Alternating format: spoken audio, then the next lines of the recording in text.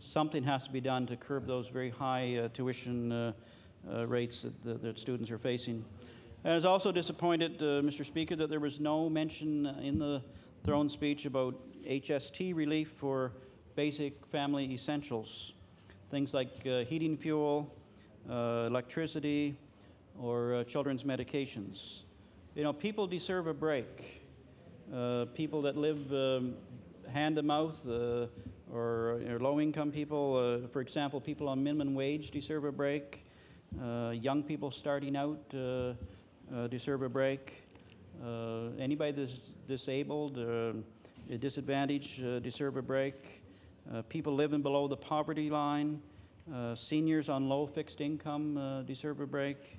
Single moms, struggling small business people deserve a break. And certainly the unemployed and the working poor deserve a break. So, Mr. Speaker, I believe my time is winding down, and I want to perhaps close where I began. I said at the beginning that it certainly was a privilege for me to once again serve the people of Pictou West. I sincerely mean that, and it's certainly true. But I want to go back beyond that a little bit to where really it all began for me. And as I mentioned earlier, I was born and raised on the family farm, and that was in Durham in Pictou County. And I guess, Mr. Speaker, there with a large family, I learned many of life's lessons. But today, Mr. Speaker, as we all know, the family farms are disappearing. There's less and less of them. And I think it's important, though, that we as collectively, as a government or opposition, this House of Assembly, stand up and do something to encourage more local farm production and more organic production, and see that more institutions in this province are using products that are produced on farms here in Nova Scotia. Last week we held an emergency debate on the BSE issue affecting beef farmers, and really all farmers are hurting these days. And I think we just have to show support and work with our farmers so that they can be encouraged to grow and expand in the years to come. Overall, certainly healthy farm enterprises are vital to our rural economy. And strong farming families, as it's true with fishing communities, create strong communities in our province. So, Mr. Speaker, I just want to thank you for listening, and to all of those here this afternoon and in this House of Assembly. I think we've got to continue to work together as legislators to find solutions that will benefit all Nova Scotians. Thank you.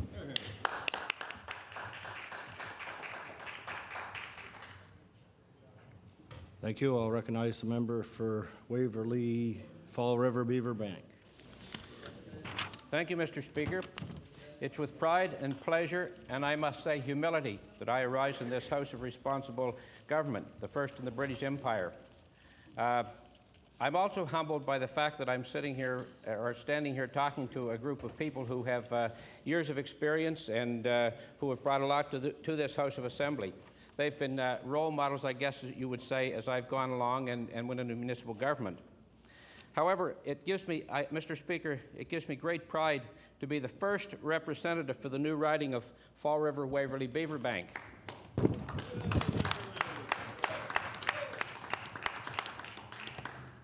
The riding of Fall River Beaver Bank consists of a great portion of my former district council seat of District 2, that being the Waverley Fall River portion.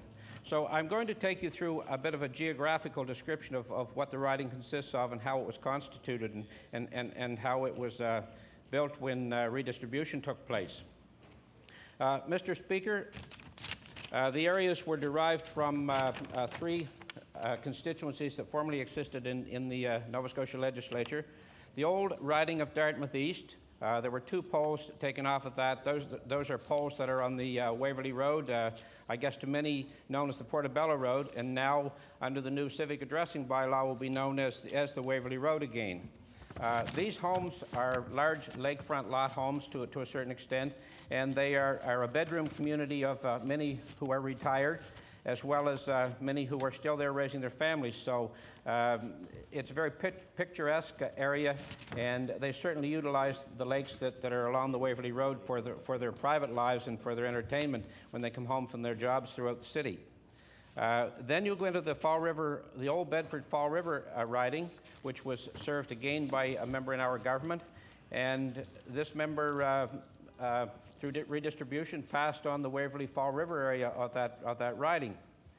This riding is made up of suburban and rural homes, and the suburban area, again, are people that are employed mainly in the city and in the industry surrounding the city, and they come home to the area of Waverley Fall River for their evenings and for their entertainment and their weekends, so to speak. In other words, the residential area.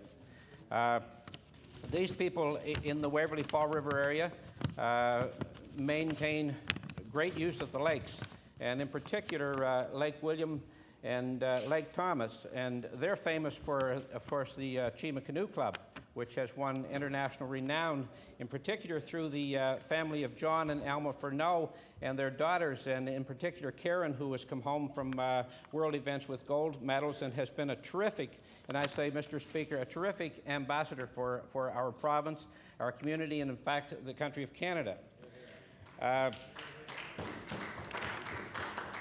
This old community of Waverley is known originally as the Waverley Gold Rush Town, and still has the old pits, some of them still open today in the wooded areas around the Waverley community. And in fact, there are members of the community who still maintain mining rights and still do a little bit of panning in the local streams and so on, and actually turn in a considerable amount of gold from time to time. This community still celebrates the old Waverley Gold Rush tradition with a celebration each year, and it's strongly supported now and organized by the fire department. And I might add that the fire departments in the Waverley Fall River area and are the District 4 fire zone, which deserve a lot of credit in being the life and the life breath of those communities. With the amalgamation, a lot of our volunteerism disappeared, but in these fire stations in this area in particular, they have been kind of a guiding light in transforming our volunteer fire departments into paid fire departments, and we've used them throughout HRM and those areas as examples of good fire departments who really serve the communities well. As we leave the little village of Waverley and go further on Highway number 2, we come into the community of Fall River. The community of Fall River consists of an old growth area with homes that are traditionally have been there over the years, and the traditional families still work and live in this area and raise their children in this area, and the lands that were once and in recent years, or in my memory of coming to that community some 20 years ago, were heavily forested areas. Presently, they have been turned into large development areas, and many of those areas now house new families, so there's been a whole new face on the communities throughout the Fall River area. And as we get up into Grand Lake, Wellington, and those other areas that maintain a lot of historical significance and house a great portion of the old Shubenacadie River Canal, but these new families have moved in and been well accepted and have become a tremendous part of the community.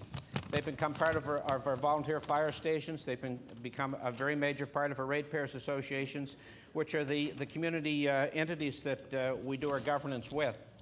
I think it's only fair that we talk about the Shubenacadie River Canal, which starts in Dartmouth and comes out through my riding, through the Portobello area along that road, and right straight out through to Enfield, and in fact out of the district. There's been some effort on the part of this government, as well as the part of HRM, to combine their efforts and bring restoration to the Shubenacadie River Canal so that it can be perhaps one day traversed and be a great part of our natural tourist attraction. So I'm looking forward to this government's support coming out of the throne speech and so on with this effort as HRM becomes a part of that involvement as well. We also have in that area a large portion of private roads, And for those around this table who don't know what private road developments are, I find it hard to believe you don't, because you are in governance, because that's one of the areas where we find tremendous obstacles towards giving our residents the best bang for their buck.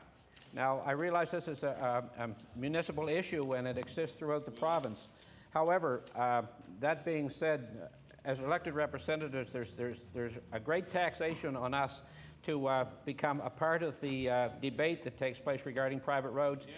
And the fact that the Municipal Government Act is under the Provincial Act, I suggest that one day we will all have to come together and resolve the issues of these private roads that are vast and have a number of problems within this area.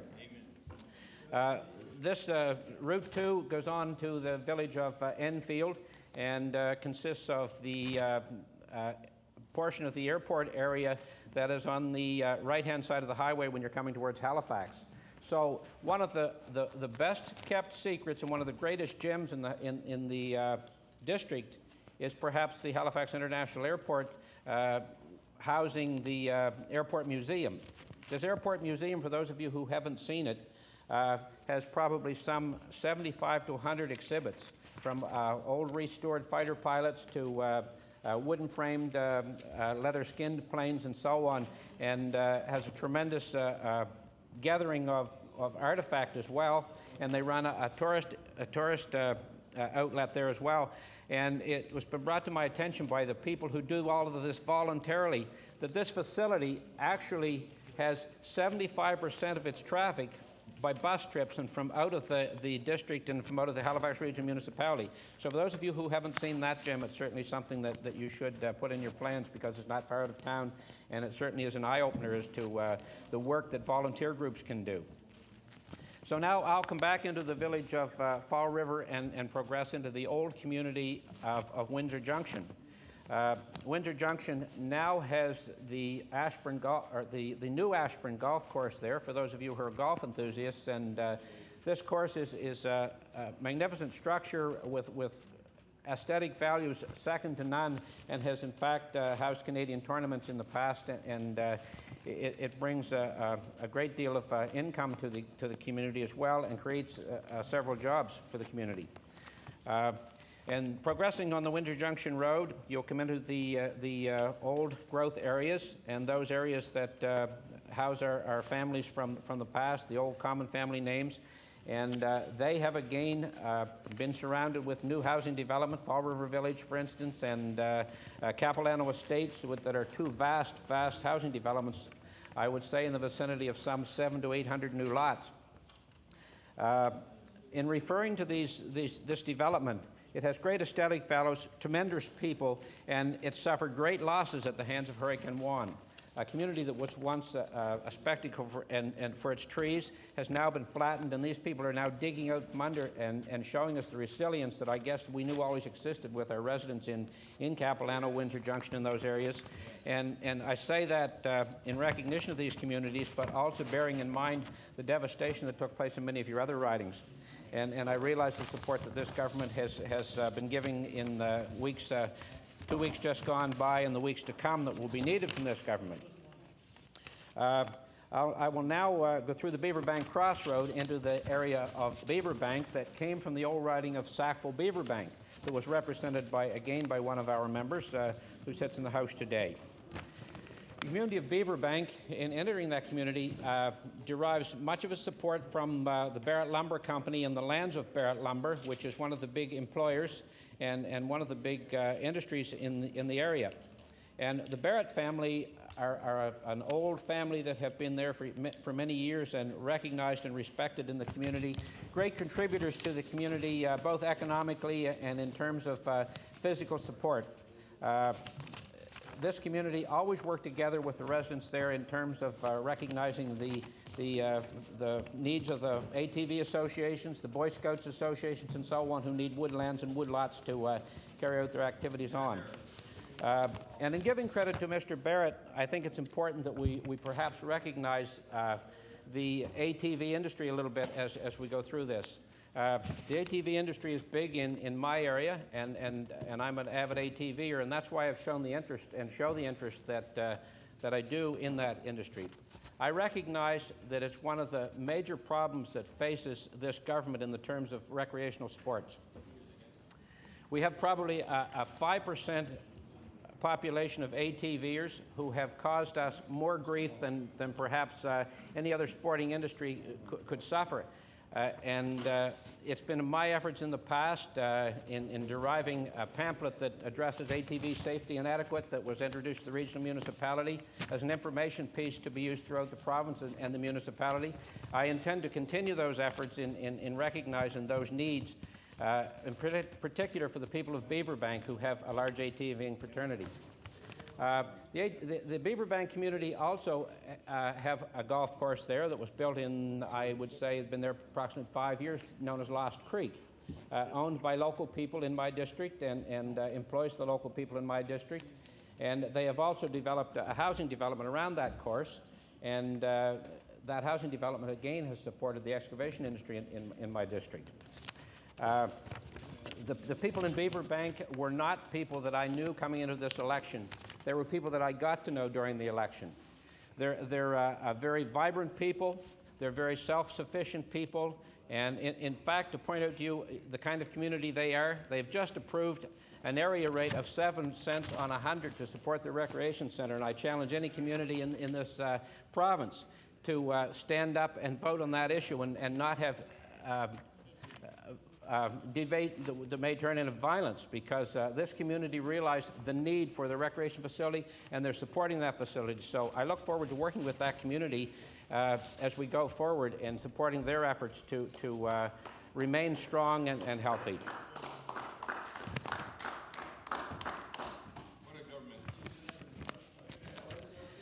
I think that it's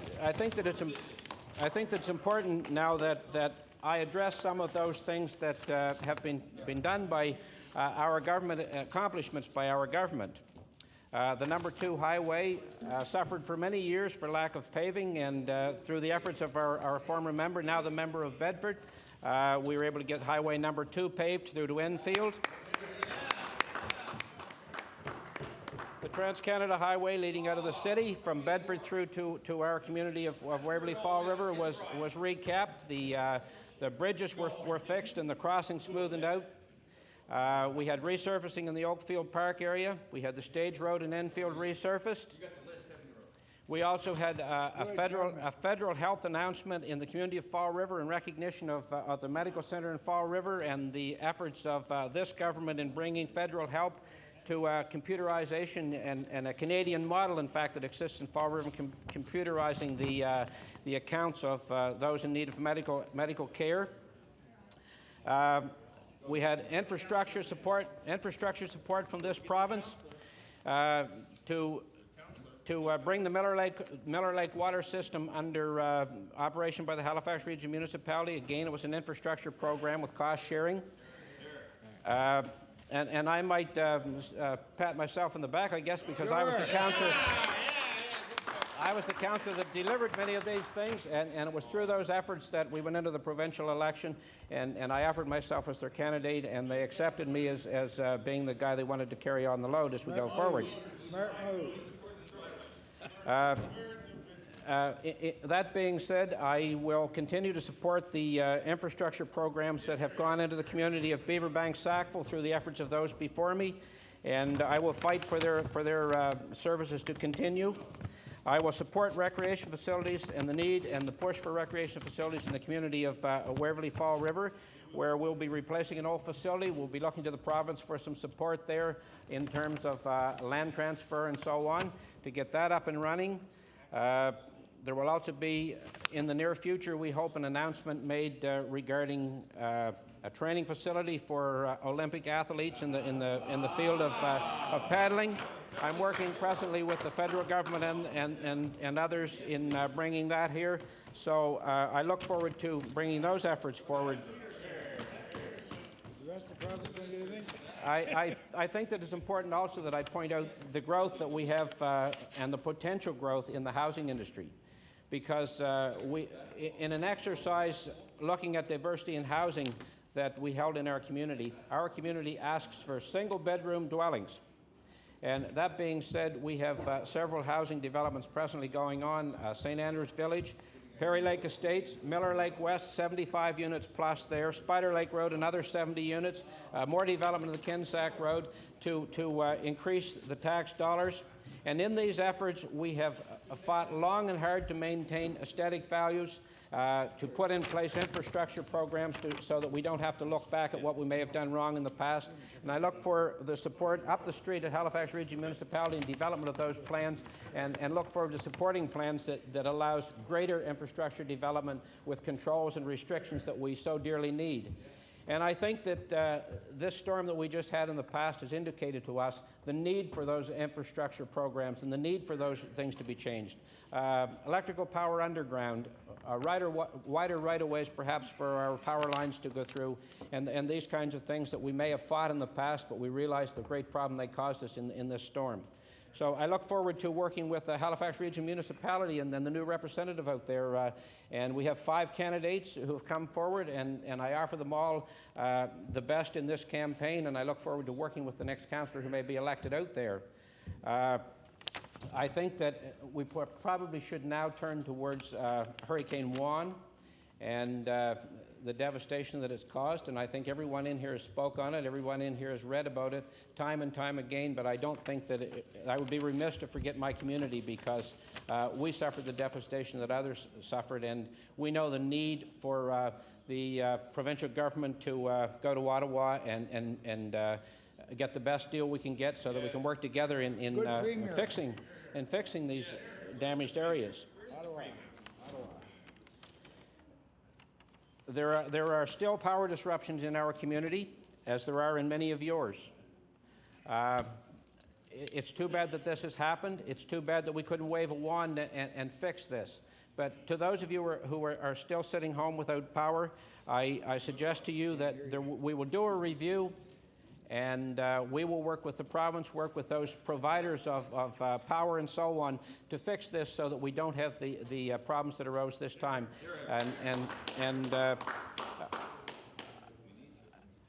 I'm not going to dwell on the Hurricane Juan issue, but I think I would like to go to the campaign that we just ran and say thank you to my supporters, my campaign manager, Wayne Mason, who for those of you who know me, I'm outspoken, bullheaded, and sometimes need somebody to rein me in. My campaign manager did that very effectively, and I say thank you to him, because we were able to turn a 4-week campaign into a campaign of victory. I would like to say a word of thanks for the candidates who ran against me, who kept the campaign above board. They made it exciting, and I invite them at any time with the problems or issues they may have brought forward on the behalf of the residents to bring them to me, and I'll bring them forward on their behalf. And I guess, Mr. Speaker, in closing, I would like to say thank you to my wife, who kept the fire burning at home, and as she built her own life around a new job and new job prospects. So. And in closing, Mr. Speaker, I would like to say thank you to my father, who passed away in the election campaign. This was for him, and this was for my family, and it's for the people of Nova Scotia and the people of Fall River, Waverley, Beaverbank. And I thank those in this House who are giving me the opportunity to work with and to bring about the things that this district needs. Thank you, Mr. Speaker. Good member.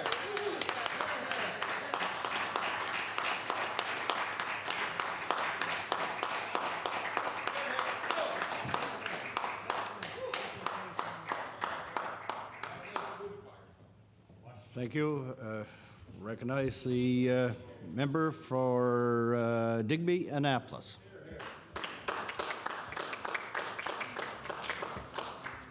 Thank you, Mr. Speaker.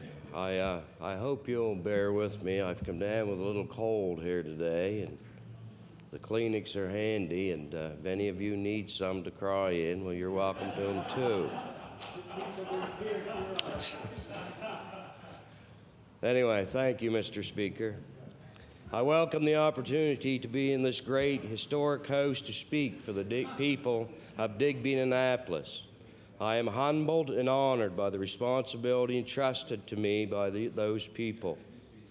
I thank the people of Digby Annapolis for this privilege and for their support in electing me to come here to represent them.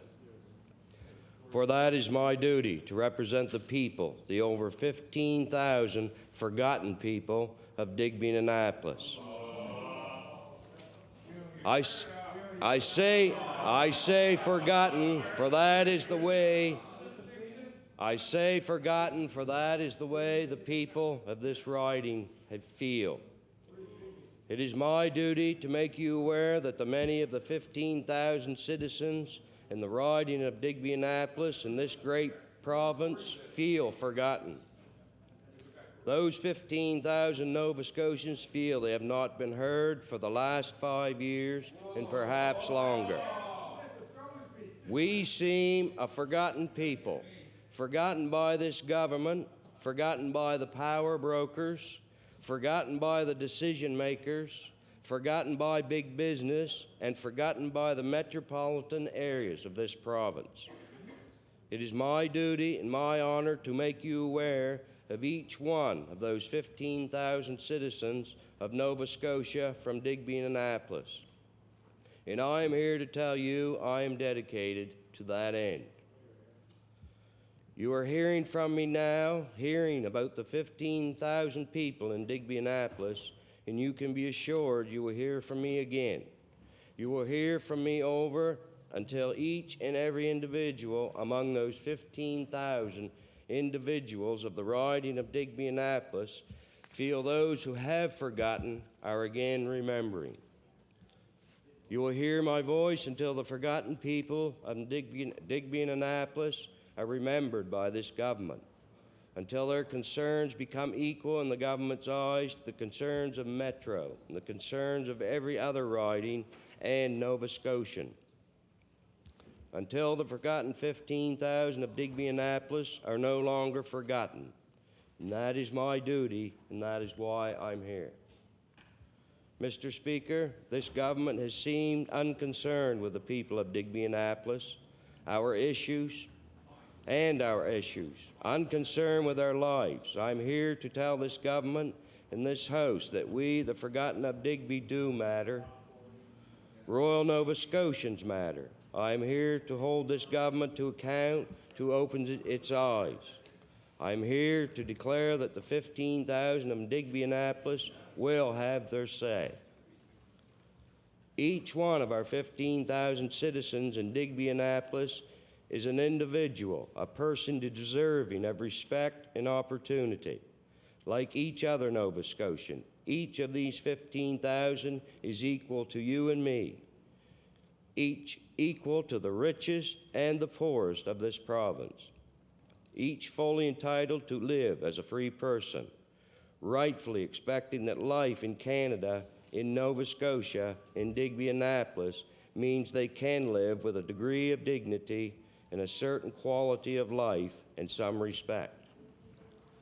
This includes respect from this government. It includes the right not to be forgotten. Mr. Speaker, government must consider and react to our concerns. What concerns the 15,000 individuals of Digby and Annapolis is the rapid loss of our children. The future of any community lies in its children. But like many rural areas in Nova Scotia, in Canada as a whole, we lose our children to the huge metropolitan and economic hotspots of this country. The population of Digby Annapolis has declined by 1,000 individuals within the last 5 years. And if we could see those 1,000 people here before us in this house today, we would see the faces of our young, our children, our young mothers and fathers, our young families loading up the old worn-out Chevy for the promised land of Toronto or Alberta or BC or Halifax. What future can Royal Digby Annapolis and Royal Nova Scotia have if our young people keep leaving? We invest approximately $75,000 getting our children to grade 12. Then we price university education for the elite, for those desiring to begin their working lives with almost unsurmountable debt. While we've even made community college out of the reach of many, particularly those who are challenged by so-called book learning. Then we offer our young one of the lowest minimum wages in the country, and we tell a family to survive on an assaulting $11,000 a year, or we tell a family of 4 they are entitled to the same $11,000 per year if they are forced on social assistance. We offer them one of the highest unemployment rates in Canada. Is it any wonder they seek more in some far-off province? When we were young, didn't we want to hold the world by its tail too? So why should we expect our children to want anything less? Why should we expect them to be content with anything less? I have visited kitchens of many of the citizens of Digby and Annapolis, and in many I see parents missing their children, grandparents fearful they may never see their new grandchildren, all because our children feel forced to search for a better life, for a decent wage, for a community with a future. Government must invest in Digby and Annapolis, in Royal Nova Scotia. Our children will stay if we have opportunities to offer them. This government must make our rural communities a priority. Rural communities matter. They cannot continue to be forgotten. All of our leaders at all levels must make it our dedicated responsibility to stimulate investment in our young people in Royal Nova Scotia, in Digby and Annapolis. It will be too late when our young people begin to drift back to their much-loved home communities for retirement. We must make meaningful, financially rewarding jobs for our youth a priority. Mr. Speaker, the concerns of Digby and Annapolis are each directly related to each other. They overlap, as I believe that most do in any riding outside of Metro. How can our young people stay if we cannot even offer them a sensible health care? Lately, some expecting mothers in Royal Nova Scotia have to put insistent babies on hold while they travel sometimes over 3 hours for a hospital with an on-call obstetrician. The citizens of Digby and Annapolis have a right to expect better health care, more nurses, nurse practitioners, more doctors, better access to specialists.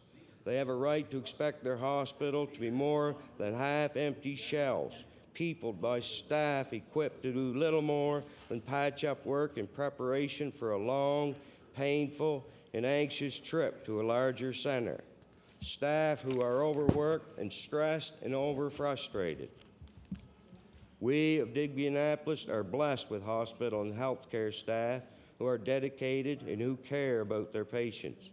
But how long can they wait for the extra help they desperately need? This government must make health care a priority.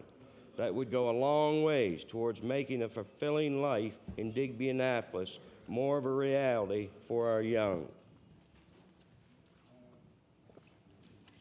Mr. Speaker, does this government listen when the people of Digby and Annapolis and other constituencies as well tell them that a large number of nurses will be retiring in the next few years?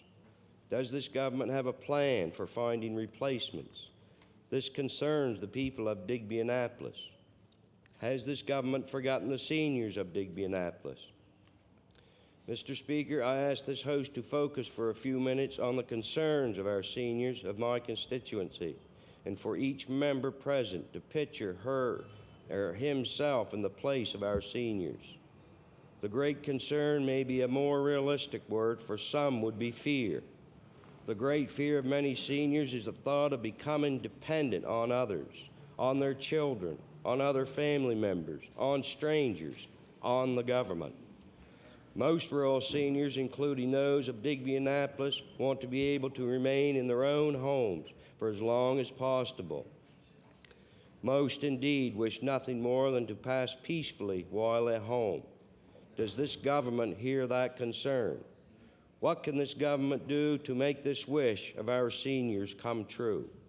What can this government do for seniors about spiraling property assessment and taxes? How can this government assure seniors they will be able to remain at their home And if the need for specialized care arises, how can they at least stay in their own communities? Can this government hear that seniors and their families do not want to be forced to give up their homes because of taxes or the exorbitant fees of extended care facilities and retirement homes? Has this government forgotten our seniors? Does this government know, Mr. Speaker, that the seniors of Digby Annapolis are concerned about their independence, not just in their homes, but with their cars as well? For how many of our seniors is the fee for insurance making it impossible to drive? How can this government assure senior drivers that they will be fairly and reasonably treated when it comes to driving? And for those seniors who must depend on others for travel or on public transportation, what is this government's plans? Increasingly, fewer areas of Royal Nova Scotia are serviced by public transport. Yet services like grocery stores, banks, and most of all, health care are seldom close to our seniors' royal homes. Has this government forgotten that? Home care for seniors is more economical than nursing home care. Nurse practitioners are more economical than doctors. So where is this government plans for senior health care? Has this government forgotten such seniors' issues as the overprescription of drugs or expensive drugs and medical procedures not covered by MSI or the drug program for seniors? Has this government forgotten that health care cutbacks cause our seniors undue anxiousness? Has this government remembered to ask seniors for their advice on improvements in their home care system or the benefit? Order. Honorable Minister of Education.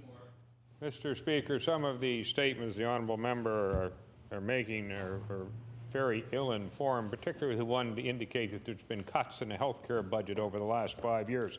That's just, when I use the word nonsense, Mr. Speaker, is that parliamentary? Apologize.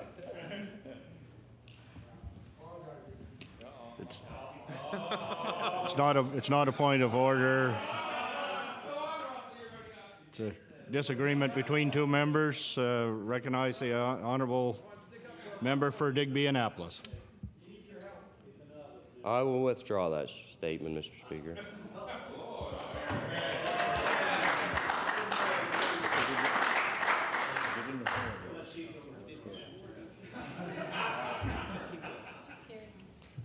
At the same time as our population ages, as we baby boomers go through our middle years and beyond, as we see more and more seniors, this government must address the health issues that are resulting. Our seniors are entitled to dignified retirement, health care that equals any in this country, and twilight years that may be spent in secure, and comfortable, and respectable environments. This government must make seniors a priority also. We must be a society that shows its values, its elders, a society that cares for its elders, a society that benefits from the wisdom of its elders. Such a caring society will encourage young families to want to remain in Digby Annapolis and beyond. This is a concern of the citizens of Digby Annapolis. This government must begin to heal the health care system in Digby and Annapolis by investing in its future. Mr. Speaker, allow me to give you a perfect example. We all know that there is much truth in old sayings. One in particular comes to mind when dealing with health care, and that is an ounce of prevention is worth a pound of cure. This House knows that the move in society is towards educating people to understand that taking responsibility for their health early in life by developing a healthy lifestyle is a positive and economic approach to health care. This should be a priority of this government. In the riding of Digby Annapolis, we have a group called the Basin Wellness Society. Since 1999, they have been working towards establishing an aquatic wellness center in Cornwallis Park. This center, once completed, will feature a swimming pool, a therapeutic pool, an indoor walking track, a facility for wellness and research, a fitness and cardio center, and numerous other health-centered amenities. Numerous community groups and resources have contributed towards the successful completion of this center. Donations from the Allowance of Digby Annapolis Children and a $1.5 million and the ownership of the Cornwallis Mall from Keswick Developments. There is an overwhelming local support for this center, but this government seems to have forgotten this group and its mandate. If this government truly wants better health care, let it invest in this Digby Annapolis group striving to help its people.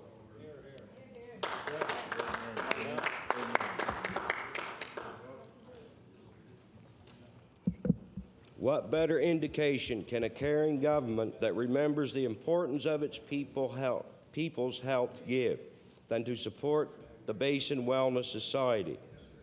But that group seems to be part of the forgotten people.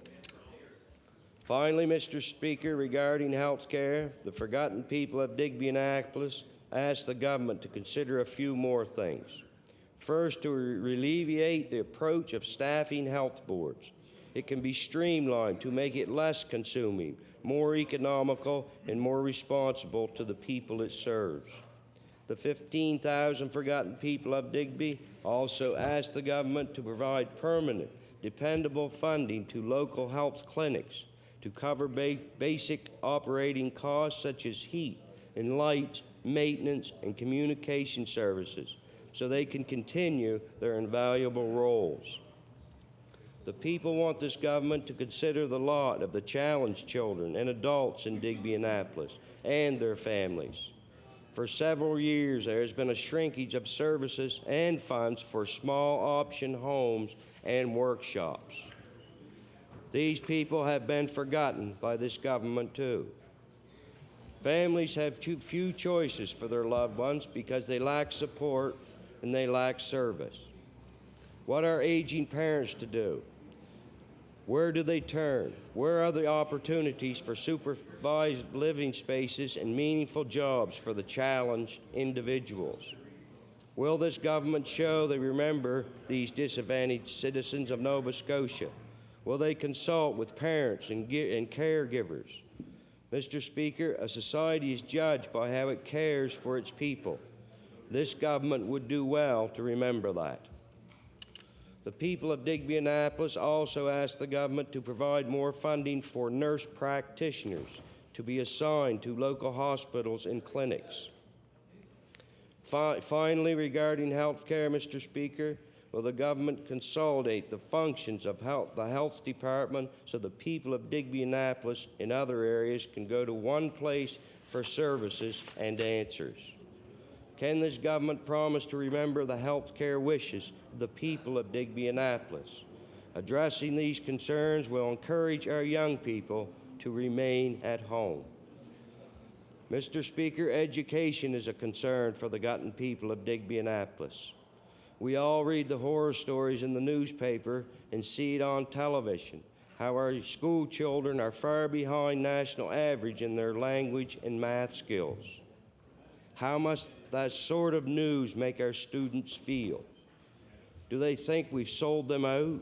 Are they condemned to take laboring jobs in the oil fields or the gopher status in the chaotic halls of Bay Street? Is this the sort of confidence our educational system in Nova Scotia inspires?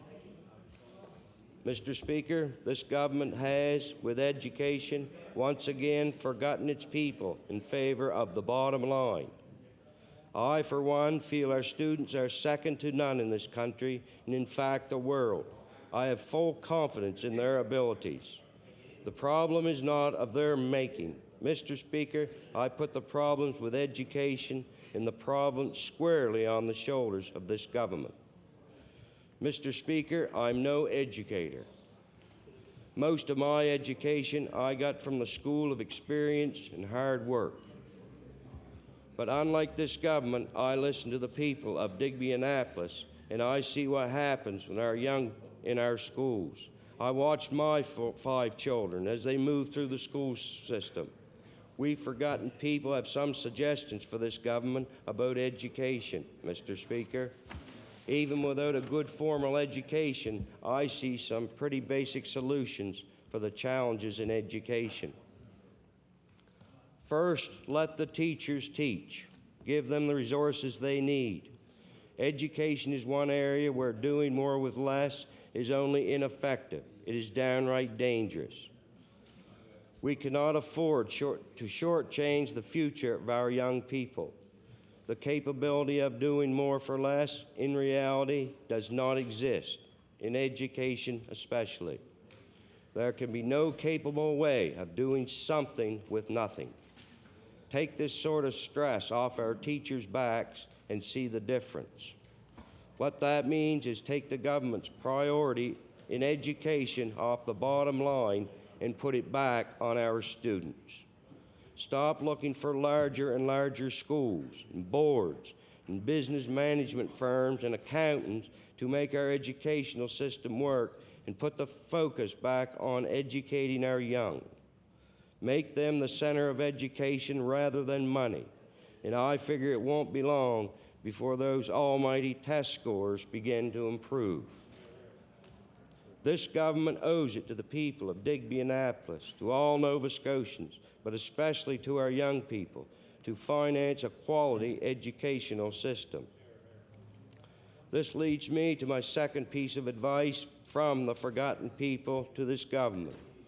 The time for experimenting with school boards is over. How much education money has this government wasted in its mythical quest for a perfect board?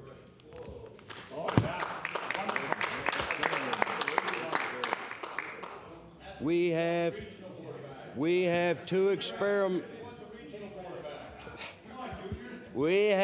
experimental boards in place in Nova Scotia, one of which is responsible for half of the students in Digby and Annapolis. The remaining boards in Nova Scotia are uncertain about their futures and those of their students as they wait for this government to decide what its next educational decision will mean.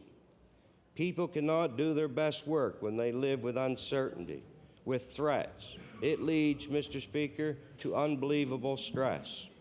Students, parents, educators, and school boards need security and certainty that must be provided by sensible, dependable leadership from the government. Stop experimenting and start educating. It is a fact, Mr. Speaker, that education in Nova Scotia is funded at the second lowest rate in Canada. 7 school boards in Nova Scotia receive funding from this government, funding distributed on a per-student formula. But in rural areas like Digby Annapolis, what this really means, especially with declining enrollments, is that with fixed costs like running buses or heat and lights, we fall behind in what we can offer our students. There are, in fact, chronic underfunding problems, constant reductions in funding, and always government calls to do more with less. This stress on board officials, combined with the stress caused by the all-powerful tinkering of this government with board structures and the resulting insecurity and uncertainty, add up to a no-win situation for board members, and through them to the principals and teachers, and of course, ultimately, to the students. How can we expect our young people to achieve to their potential with so much tension around them? Has this government forgotten that attracting teachers to rural areas is a challenge? Living in a place like Digby Annapolis means challenges for our young as well with the metro student. Living in places like Digby Annapolis means challenges for our young as well. That what metro students take for granted, like trips to Neptune Theater, museums, art galleries, arenas, swimming pools, may well be a once-in-a-lifetime opportunity. Financing such educational trips is very difficult, increasing more so as gas and other prices soar. Choices that are abundant in the schools of our urban centers are impossible for our small rural schools. Has this government considered equity for our forgotten students of Digby Annapolis? From all this comes the forgotten people of Digby Annapolis' third basic solution for educational challenges in Nova Scotia. Revamp the Department of Education in its top-heavy structure. Weed out some of the philosophizing and theorizing and replace it with practical help for school boards and teachers, and most of all, for our students.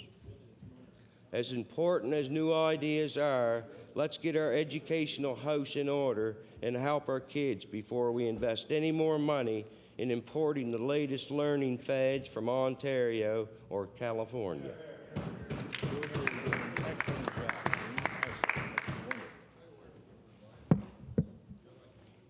Maybe some of that idea money could be used to help the forgotten students of Digby and Annapolis. Mr. Speaker, if some of the honorable members think I'm exaggerating about this government forgetting about the rural students of Digby Annapolis, all they have to do is read a copy of a letter sent to our principals by the Honorable Premier. Dated September the 15th, it encourages school staff and students to walk to school on October the 8th as part of the International Walk to School Day. You might be right in saying that walking is good exercise. You would be right in believing that we need to encourage more physical activity in our young people. But, Mr. Speaker, our Premier seems to have forgotten that for many of our students in Digby Annapolis, this would mean an early morning walk of about 50 kilometers. That would mean a very early morning walk indeed. Mr. Speaker, I would now like to take a brief moment to consider another vital issue to the future of Digby Annapolis, indeed important to the future of all rural Nova Scotians. This is an issue about which you will be hearing a lot from me, for it is an issue dear to my heart. That is the issue of the fisheries. When one considers the history of Digby and Annapolis and of Nova Scotia as a whole, the fishery stands out as the main economic generator for many families and communities. In fact, it was arguable the major reason for European migration to this land. And of course, the relationship the Mi'kmaq Nation had with the Bay of Fundy and their harvesting of its bounties is indisputable and predates European contact by thousands of years. The billions of dollars is brought to this Canadian economy cannot be underestimated. Mr. Speaker, yet for all its support of families and communities over the hundreds of years, we find ourselves in Digby Annapolis and on the East Coast in general on the brink of a disastrous decline from which there will be no fishing communities left. We have watched as overfishing was encouraged and condoned by governments of the past, and of people being what they are, we have watched as greed and selfishness have decimated most of our once abundant stocks. But now, Mr. Speaker, now when we stand a chance of salvaging one of the few lucrative fisheries we have left, our conservative government seems to have conveniently forgot the royal fishing families of Digby Annapolis and other coastal areas. And I am speaking of the lack of a stand by this government on the Atlantic Fisheries Policy Review and what these discussions will mean for a $500 million local Nova Scotia lobster fishery. Left unchecked, the beneficiaries of this policy will be a few corporate-owned integrated fishing fleets, and the livelihood of local fisher folk and their families will soon simply disappear.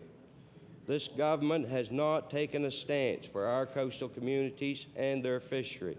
Why? Have they forgotten us too? The New Brunswick Fisheries and Aquaculture Minister has not hesitated to take sides against the policy review. What is this government stand? Are they for the forgotten fisher folk of coastal Digby and Annapolis? Are they for their way of life, their communities, and their livelihood? Or is this government for corporate interests Why will this government not speak up for its people? There are, of course, many fishing issues confronting people of Digby Annapolis, and Mr. Speaker, although this is the most pressing right now, this House can expect to hear from me over and over again about all of them until this government remembers its forgotten fisher folk. Now, Mr. Speaker, like fishers, the farmers of Digby Annapolis feel forgotten as well. Farmers want to know why they find it so difficult to sell much of their produce to local stores, while those stores find no problem in importing the same items from BC or California or from even farther away. When prices remain high for consumers, can local farmers not get a decent price for their products, not to mention a fair price for the huge efforts and sheer hard work that went into getting the product market ready? Can this government not insist with a promotional campaign encouraging people to buy locally? Can it not help our farmers keep competitive? Why do young people starting out in meat ranching find it almost impossible to survive financially because of the high cost of disease testing? Can this government not find some way to assist these young farmers and help them realize their dream of earning a living by farming at home? And what about government regulations? I encourage the honourable members of this House to visit the farmers of Digby Annapolis and ask them about regulations. They will soon hear why it is almost impossible for children to take over and modernize their parents' farms. They will hear much more. Why cannot this government remember its forgotten farmers and show them respect their profession deserves? These are the concerns of the farmers of Digby Annapolis. Is it any wonder that they feel as if they have been forgotten also? Order, please. Would the honourable member allow time for an introduction? Yes. Thank you. In the Speaker's Gallery, I'd like to bring the attention of all members. We have three gentlemen from Cumberland County. On the left is Mike, and then Gary Stack and Marsh Fox. They're here to make presentations at law amendments in regards to the automobile insurance bill that's presently before the House and before the law amendments. Mr. Marsh was actually a candidate in the last provincial election for the Liberal Party in Cumberland North. So welcome these three gentlemen. I'd ask them to rise and receive the warm welcome of the House. Thank you. Thank you very much, and thank you to the honourable member for Digby Annapolis for allowing me the time for the introduction. Thank you. Thank you, Mr. Speaker. Mr. Speaker, does this House see a theme emerging from my words? The people of Digby Annapolis... The people of Digby Annapolis feel alienated from the halls of power in Nova Scotia as they see their increasing inability to secure good futures for their children. They feel powerless as they lose their loved ones. Mr. Speaker, allow me to express another concern of my 15,000 constituents. Mr. Speaker, we applaud the recent opening of a new section of divided highway on 101.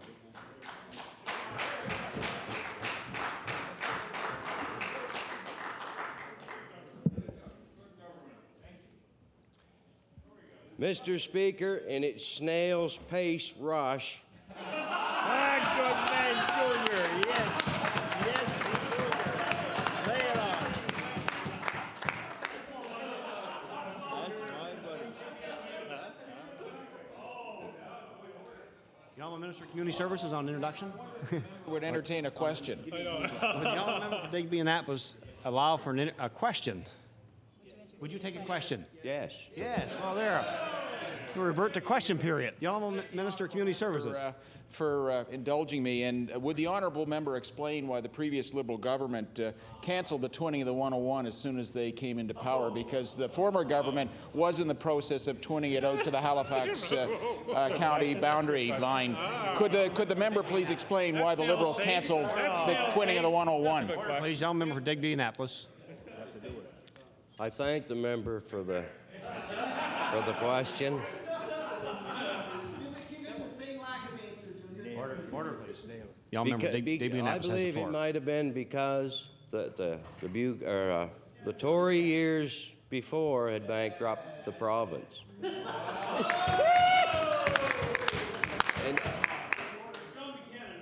But I also Order, please. Order, please. Order, please. Normally, this time is allowed for an honourable member to give the response to the throne speech. So the honourable member did have an opportunity to ask a question. I think that's enough. I also interrupted the honourable member. I also interrupted the honourable member as well. So the honourable member Digby Annapolis has the floor. Thank you.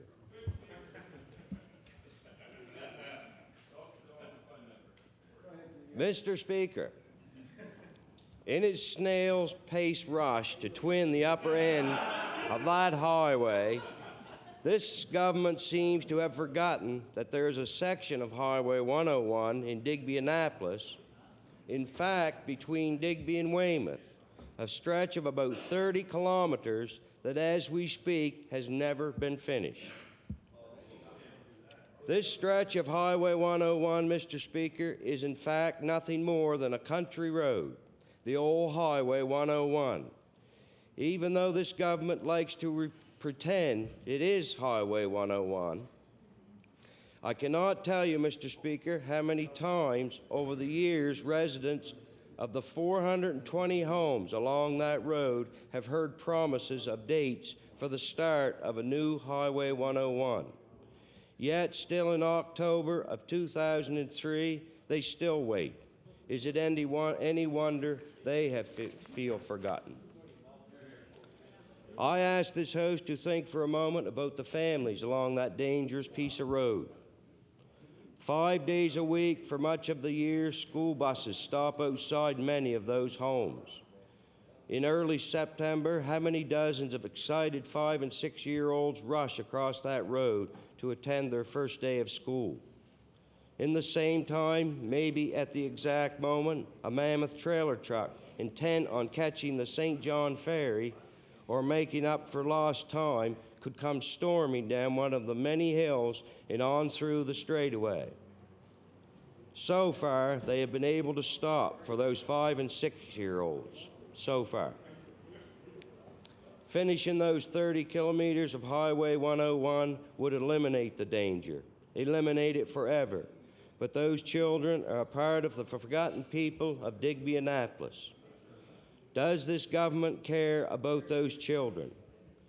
Mr. Speaker, every tractor trailing coming from or going to Weymouth or Yarmouth, every mail truck, every delivery van, every tourist, every commuter must pass over that rural road. I ask you, Mr. Speaker, I ask this government, how many crosses must we put beside our houses in the ditches to get attention for this highway? One other hidden danger along this rural route I want to bring to the attention of this House is the transportation of dangerous goods. Can anyone answer this question posed to me recently by one of my constituents? How many of those speeding tank trucks are loaded with volatile airplane fuel? How many with poison chemicals? And how many with perhaps even worse waste and other dangerous goods? Finish the 101 between Digby and Weymouth. The forgotten people demand it.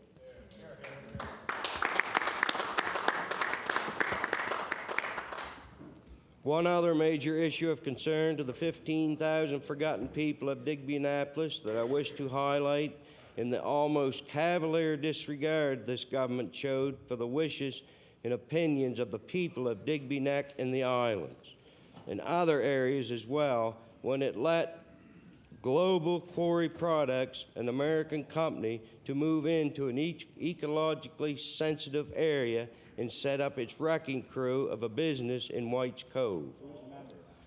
What we forgotten people want to know is what happened to democracy? Why were we not consulted? Why do our opinions not matter? Why does this government refuse to discuss our concerns? Mr. Speaker, this government likes to hide behind the work process. It's all part of a process. They like to say, and things will work out. Don't worry your frustrated little heads, you fisher folk, is what this government seems to be saying. Trust in the process. Our forgotten people wish to know how this process ever got started in the first place. Mr. Speaker, the government is right about one thing in all this. We now have to wait through the process. Yes, we do. Now that they have allowed this process to begin with us as the potential victims, we have to wait for this process to proceed and finish. Where were we at the beginning of this so-called process, and why were we not included? More importantly now, where will we and the land and the sea and the whales and the lobsters and every other natural beauty of life along this wondrous stretch of Digby Neck and islands and the Bay of Fundy, where will all of this be at the end of this process? The Premier of this province stated in 1999, and I quote, "I believe we must give authority back to individual communities. Politicians and bureaucrats cannot make decisions for communities as effectively as the people who live in them." He also said, "We do not own our environment, but we are its trustees for future generations." All this government can tell us now is trust the process and wait and see. No wonder we feel like we are the forgotten people. Mr. Speaker, tourism is one of the biggest economic generators in Nova Scotia. For the people of Digby Annapolis, this is also the case. Tourist-centered industries account for the bulk of many people's incomes. But a look at government tourist promotion quickly leads us to the conclusion that once again we have been forgotten.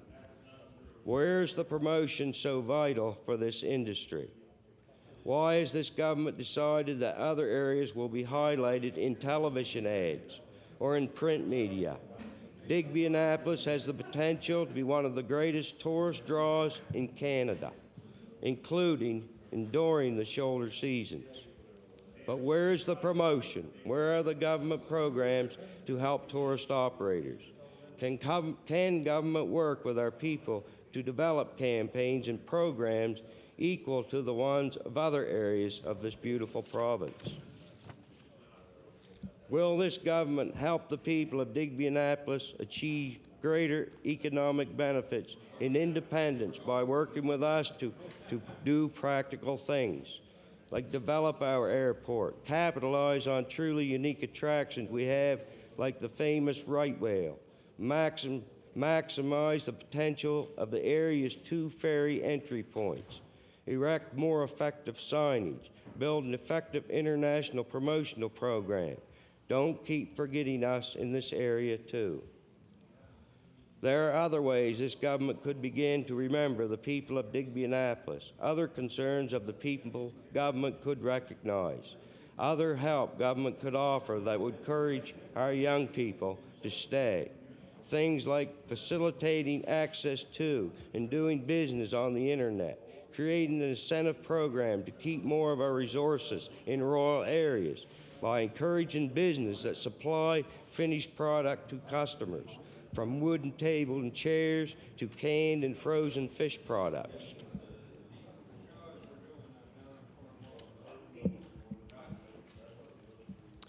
Mr. Speaker, we need to appoint a Minister of Rural Economic Development. We need to develop an economic strategy for rural Nova Scotia to develop economic opportunities based on each area's strength.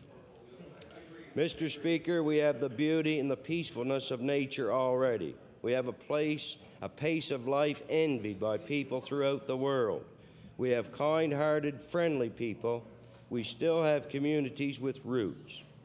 If we can add to those things the opportunity to live a life of quality, to secure a truly democratic education, to expect a good, secure future, then our young people will stay in Digby and Annapolis.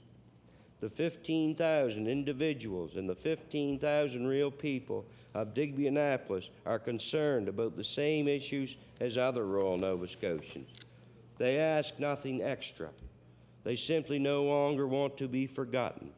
They will no longer stand to be forgotten. The people of Digby Annapolis ask for fair treatment, a chance for their youth to thrive, and the right to move into old age with dignity and security. It is my duty to make you remember the people of Digby Annapolis and to make sure you hear and listen to their needs. It is also my duty to make sure this government addresses those needs. Mark my words, Mr. Speaker. The members of this House and this government will hear my voice being raised for my people again. It will indeed, because it represents the combined voices of 15,000 deserving individuals of Digby and Annapolis. Thank you very much.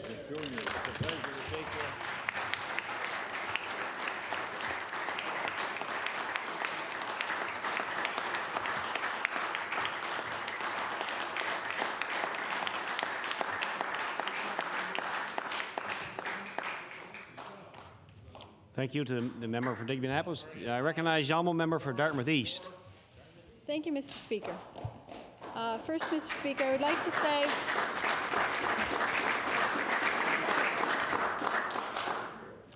I've tried to put this speech together in the few moments that I've had before beginning this job.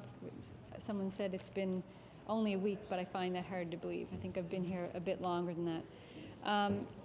I'd like to repeat that it is an honor to have been elected to represent Dartmouth East. I will make every effort to represent all those in my constituency to the best of my abilities. I hope they will give me a little bit of leeway in the next little bit. I don't have an office open yet because of the storm, running into some difficulties there. When it is open, I do welcome everybody in my constituency that needs some help or wants to drop in.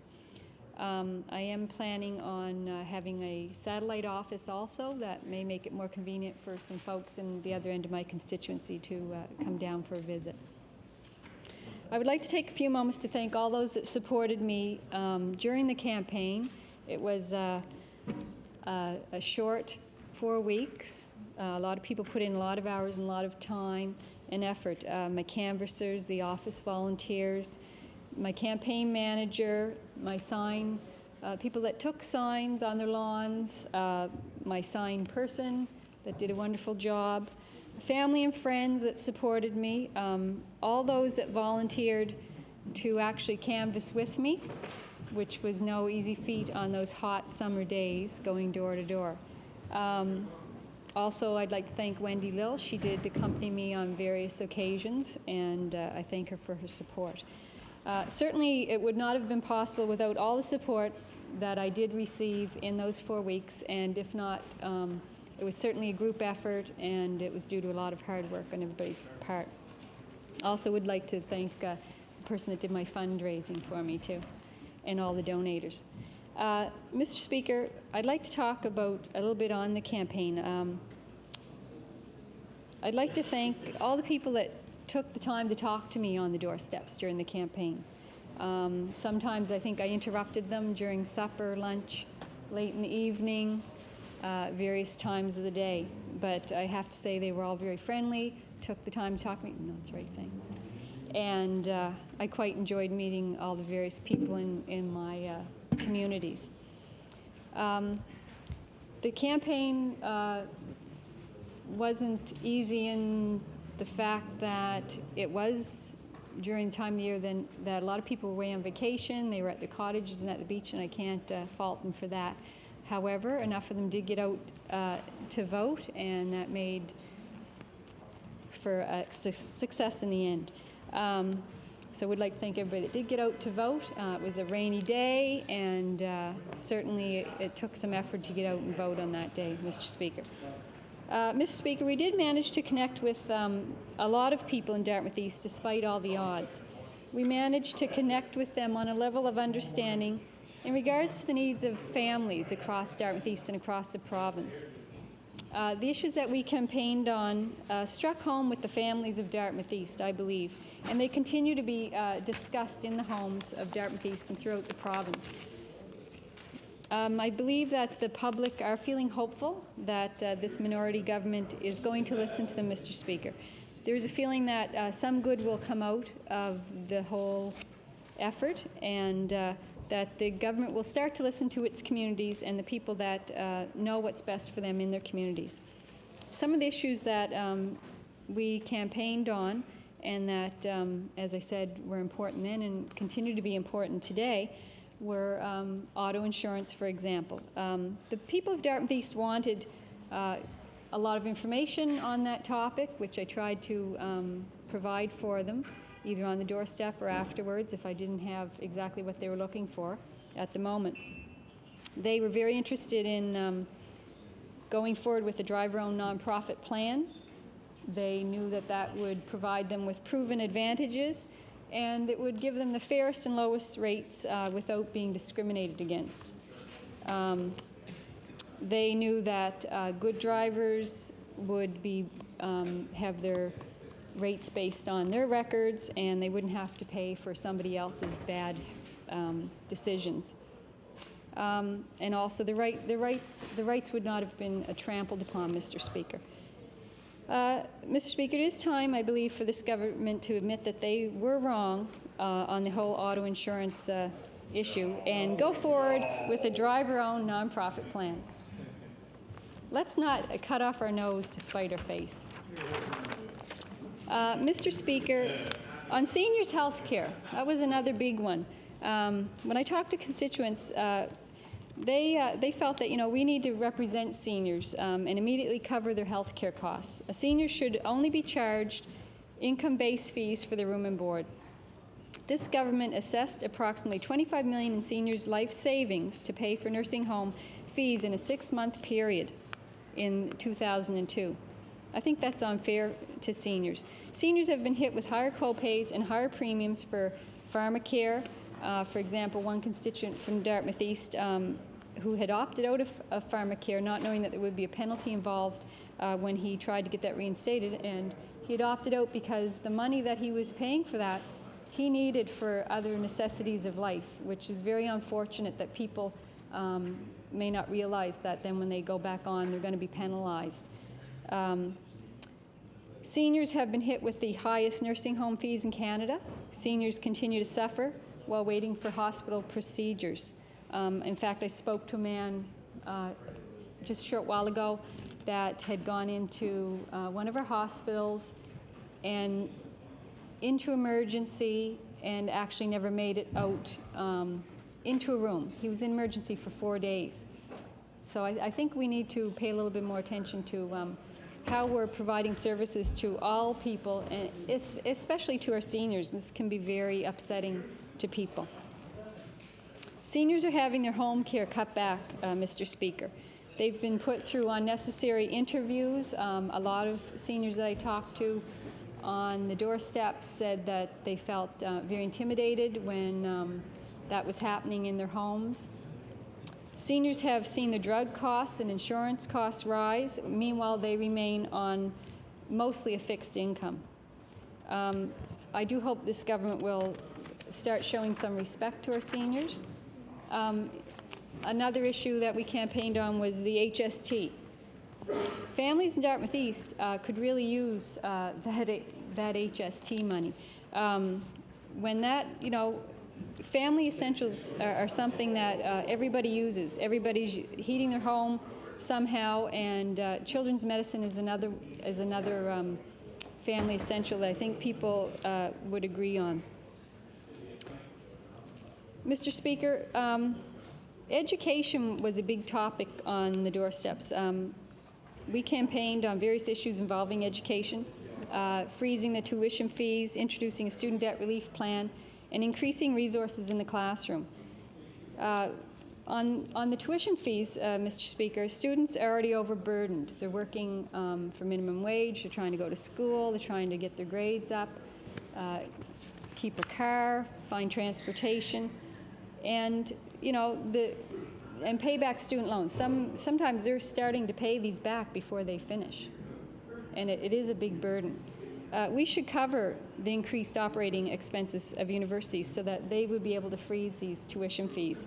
And maybe, you know, it would be a good idea to start restoring some of these needs-based grants to students. Resources in the classroom. That is something that, you know, every child needs to get the attention that they deserve and that they need specifically for their education program. Mr. Speaker, in May 2000, the Minister of Education initiated the Special Education Implementation Review. Key word there was a review. This one was done to report on the current status of the implementation of the special education policy, which was released way back in 1996. That was, you know, may sound familiar because it was reviewing a policy. During the review, background information was obtained, public input was obtained. They acknowledged that boards were attempting to provide a wide range of programming and services for students with special needs. The key word here was they're attempting. The boards are attempting to do these things. In the executive summary, they speak of various components, inclusive schooling, professional development, identification and assessment, program planning, parental involvement, interagency collaboration, resources and support, funding, programming standards and accountability, and an appeal process. You may notice that near the bottom of that list appeared the word funding component. The funding has never really materialized into any kind of concrete funding structure that would meet the special needs of many students. For example, in the Halifax Regional School Board alone, the government provides around $17 million for special needs resources, when in fact the Halifax Regional School Board spends around $40 million to provide the services that they now provide, and they are inadequate, and they'll tell you that themselves. Many students are continuing to suffer. I just wonder what do we tell the parents and what do we tell these students, Mr. Speaker? Mr. Speaker, on another issue, the Black Report. We should have implemented the original Black Report along with the original special education policy way back with the necessary funding back then. However, that never happened, Mr. Speaker. Instead, this government introduced to this House the report of the Black Implementation Review Committee, dated September 2003. It looks familiar, it should. This one has been patiently waiting on a shelf since it was first brought forward in December of 1994. At that time, it was called the Black Report on Education. Now we see it again as a report to implement something from 9 years ago. As one person was quoted, change is slow, but is 9 years just a little too slow? There's a long way to still go, Mr. Speaker, and meanwhile, how many students have not met their potential in that period of time? I will credit the Implementation Committee on a well-done report. It contains the government's response, the current status, and the recommended action for each recommendation.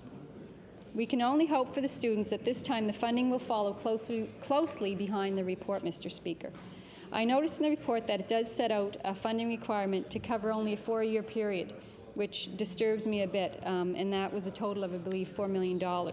I find, that unusual. I believe we need a longer plan of action in order to achieve the goals that the original Black Report set out back in 1994. Parents and students will be patiently waiting, Mr. Speaker, to see what happens on this one.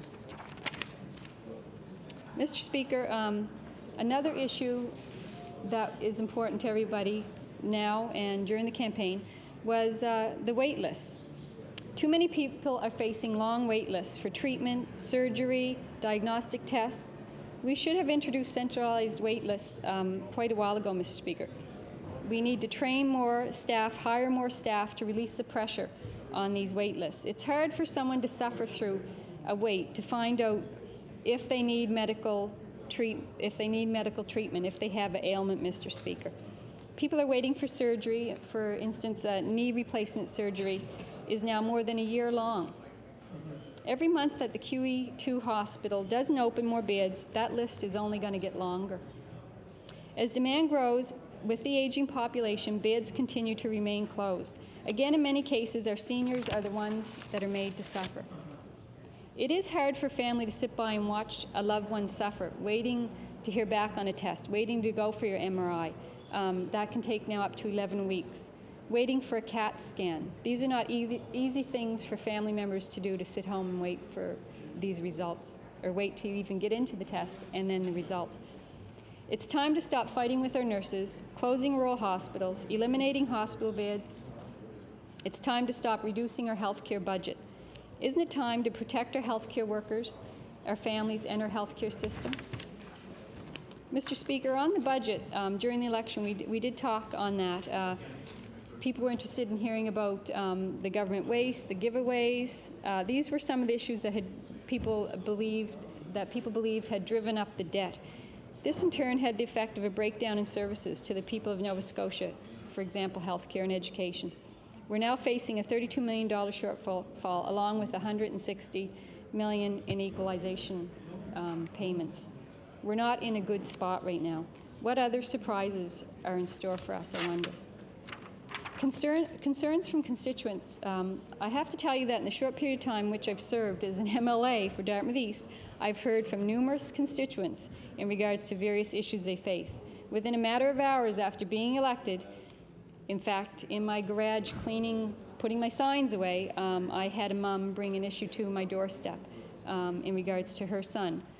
And thanks to the efforts of many people, including my colleague Wendy Lill, this issue was settled in the best interest of the student, Mr. Speaker.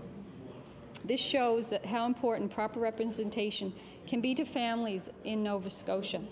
Advocacy on behalf of others is something that we all need to do more of, Mr. Speaker.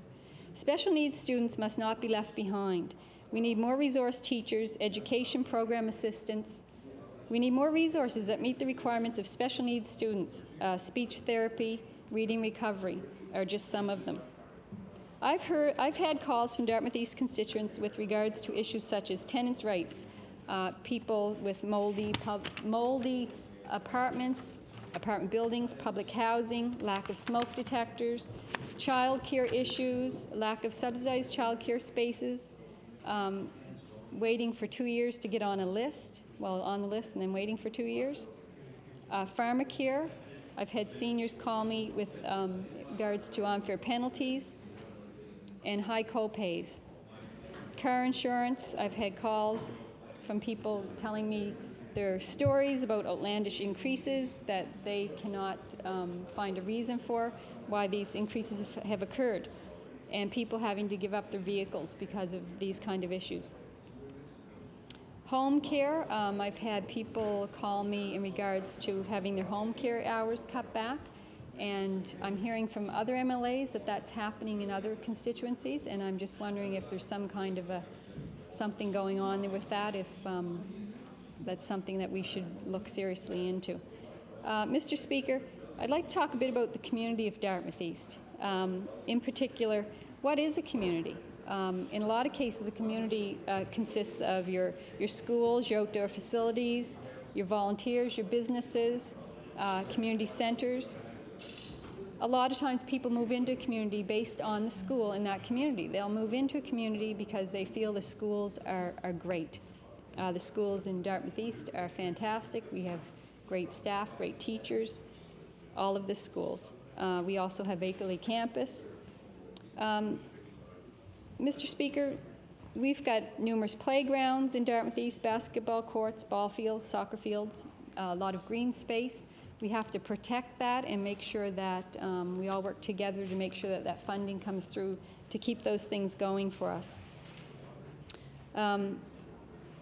We've got to protect our schools. We have to make sure that the funding is there to maintain those facilities. We cannot allow them to continue to slide into disrepair. We're too far behind on deferred maintenance now. I don't really know if it can ever be caught up.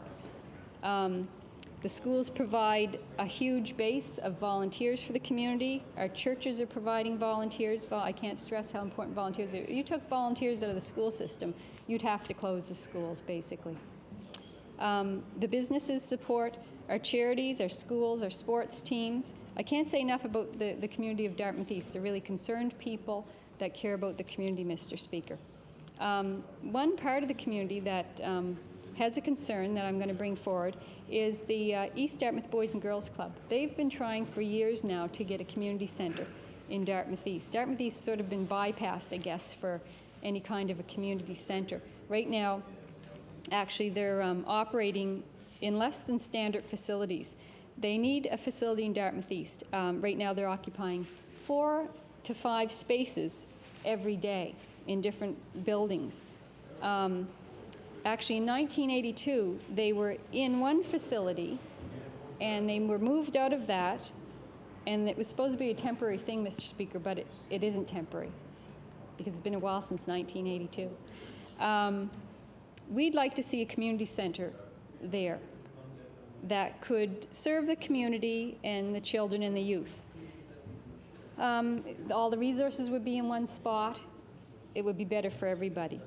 Right now, the Boys and Girls Club serves 200 children a day in these other facilities, which basically, Mr. Speaker, are in the Kinsman Center, which is just a converted house. And actually, that's where I had my nomination meeting. And in churches. So we're hoping that the city can get together with the province, and we can all get together and communicate and get something going there for Dartmouth East on that level, Mr. Speaker. Mr. Speaker, I'm going to switch now to my new critic area, the environment, and talk about a few issues revolving around that.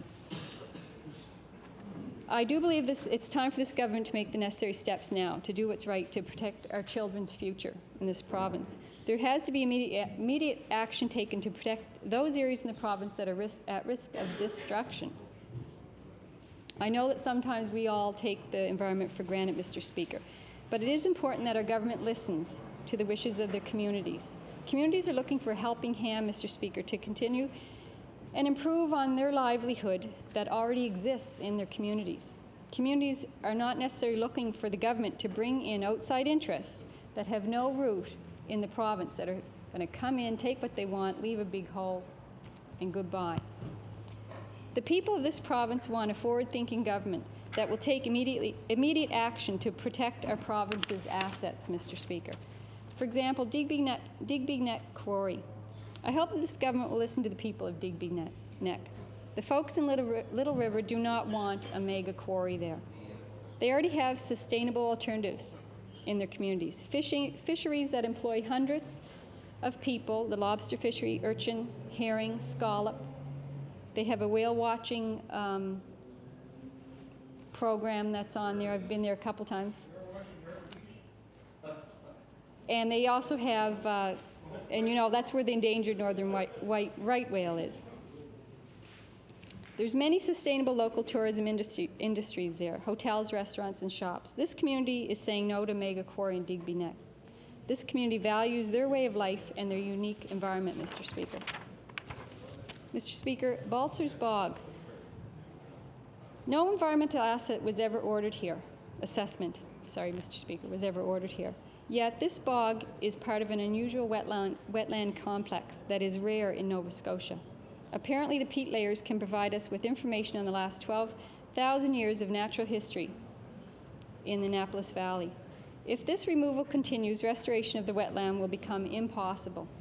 So now that the peat has been stripped away and the government has given the company over $100,000 in grants and $91,000 in business loans, perhaps the community will finally get their environmental assessment done. It's an odd way to protect our environment, I know. Mr. Speaker, on the harbour treatment, this government needs to take the opportunity to help out HRM to provide the most current technology that's available in dealing with our harbour cleanup and source control plans. An improved system, such as secondary instead of just enhanced primary treatment, is appropriate. The collapse of the first agreement came about due to potential problems with that system. There's a possibility of heavy toxins remaining in the sludge. The private partners didn't want to take on that burden of assuming the risk that the system would fail to meet federal environmental standards. It is likely that these federal standards will only get stricter in the near future. Yet this system would cost more now, but upgrading it down the road is going to be a much higher bill. Hopefully this government will work with HRM to provide measures now to protect the future of our harbour. Gully Lake and Egg Mountain. Gully Lake is a remote 4,600 hectare tract of predominantly hardwood forest northwest of Truro, Egg Mountain and James River, 6,000-hectare hardwood plateau in the Antigonish Highlands. A designated wilderness area would be great for this community. That's what they're looking for. They want a protected wilderness. Protected wilderness is very scarce in this area. Currently, there is not a single acre of protected wilderness north of the Trans-Canada Highway between Cape Breton and New Brunswick. The NDP would complete the steps to protect 12% of Nova Scotia's lands, representing the various natural environments in our province, and better protect the Crown lands from harmful exploitation, Mr. Speaker. Mr. Speaker, I have met with concerned residents in regards to El Paso. This is a proposed onshore sour gas processing plant to be located in eastern Shelburne County. It would be located close to residential areas, and they feel that there would be extremely toxic stack emissions and pollutants, which would be a concern to them. The project also includes a 1,000-mile subsea pipeline, which would transport the processed gas solely to U.S. markets. We are known as the lobster capital of Canada. We must protect the waters that have supported this fishery for generations, Mr. Speaker. We must protect our sustainable resources.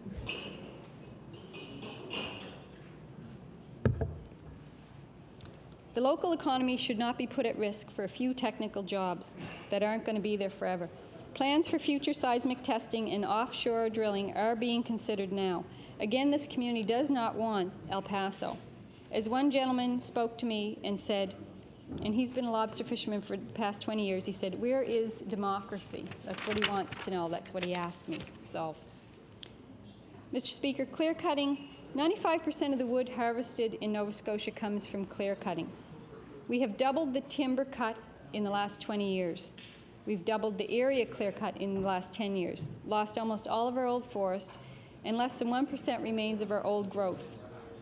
We must begin to harvest our forest resources in a sustainable way, Mr. Speaker, a way that's ecologically sound, a way that protects our water resources, wildlife habitat, outdoor recreation, tourism, and our natural Acadian forest.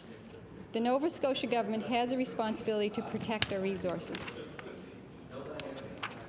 Mr. Speaker, on the Tibectic Wilderness area, this is at the center of a controversy that is involving a possible approval of an open-pit quartz mine.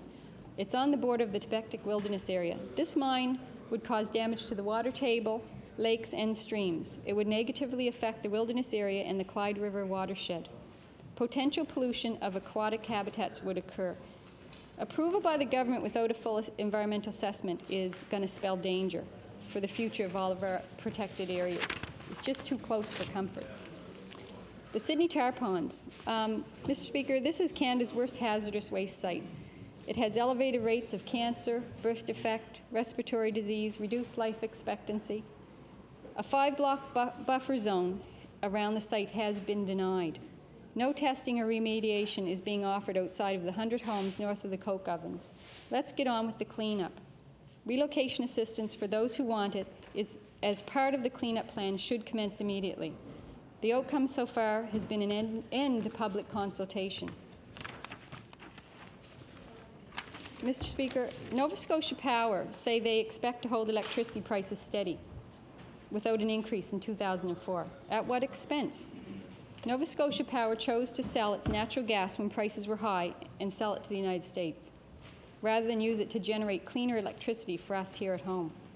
They said they must keep the prices down and at the same time reduce emissions. However, they chose to burn cheaper bunker C oil. The outcome, 5 of their power plants are in the top 10 for Nova Scotia's largest sources of industrial pollution. Change is needed now. Alternate energy sources must be we must go forward with alternate energy sources, such as wind-generated power and natural gas. We've got to move forward with a clean energy plan as soon as possible, Mr. Speaker. Mr. Speaker, I hope I've managed to touch on some of the issues facing people in my constituency and right across the province. I know I've probably left out numerous issues and concerns that people have.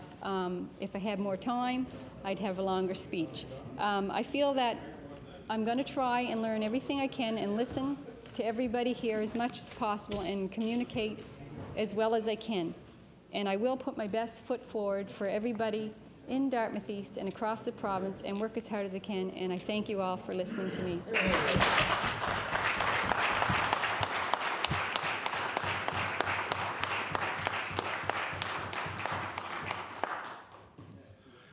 Thank you. I now recognize the honourable member for Victoria the Lakes. Thank you, Mr. Speaker. Mr. Speaker, I rise in my response to the speech from the throne. And I want to thank you, Mr. Speaker. It's an honor for me to stand here in the House and represent the people of Victoria the Lakes, a new riding, and being the first to be the MLA for that area is indeed an honor. I want to take some time and put before the House what the people of Victoria the Lakes want, need, and deserve. Mr. Speaker, the constituents deserve better roads and bridges, and maybe that could be accomplished by devoting gas tax to road construction and maintenance where it belongs. My constituents deserve better education and more attention in the classroom by reducing class sizes to 25, maybe from primary right up to grade 9. And my constituents deserve better care for seniors, Mr. Speaker. My constituents deserve shorter waiting times in our hospitals and better access to health care. Mr. Speaker, sadly, this speech from the throne and this government do not provide for what the people of Victoria the Lakes really deserve. Furthermore, this government is talking about in the speech is quite different from what they've been talking about all along. Mr. Speaker, in fact, it sounds familiar that only because it's what the Liberals have been saying from the beginning. So actually that this government has started using Liberal language like living within our means is a copy of what our leader Danny Graham has been saying for months. The government is talking the talk but not walking the walk, Mr. Speaker. Only Liberals are walking the walk by opposing the Tory tax scheme. A tax scheme that comes at the expense of what people in Victoria the Lakes deserve. It is not only in fiscal matters where we see this government basically poaching Liberal policy. In regards to auto insurance, it was the Liberal plan and the only plan that called for a legislated reduction in rates. The Tories would have left it up to the goodness of the hearts of the insurance industry, and we all saw how that worked in New Brunswick. Now, after being forced into a minority government situation, we have the Conservative Party singing a different tune, and that is why the bill now is before law amendments. Another example is that of Sunday shopping, Mr. Speaker. In the last mandate, the Minister of Justice, Michael Baker, said that the Tories had taken a principled decision against Sunday shopping and that they were sticking to it until 2005. Yet just last week we heard the same minister say that he has said all along that Nova Scotians would decide the issue. And here we have a Sunday shopping bill gone to law amendments with a proposed plebiscite to coincide with the municipal elections in 2004. This is just another example of the government trying to pull the wool over the people's eyes, Mr. Speaker. When in fact all along, as I said before, the Liberal Party who had supported Sunday shopping with strong protection for the workers right now. Make sure that the workers are protected, Mr. Speaker.